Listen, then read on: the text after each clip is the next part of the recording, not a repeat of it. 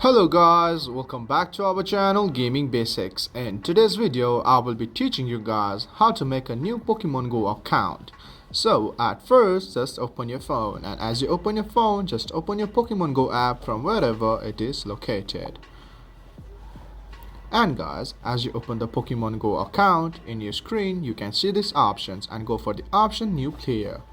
And as you do that, just select the option you want to create the new account from. So I'm selecting the Google option right here. And as you select it, just select the account you want to create the account from. And as you select it, your account is created from your Gmail account. So guys, that's how you create a new account on your Pokemon Go. If you find our video helpful, please leave a like and please do not forget to subscribe our channel. Also hit the bell icon to get updates with our latest videos.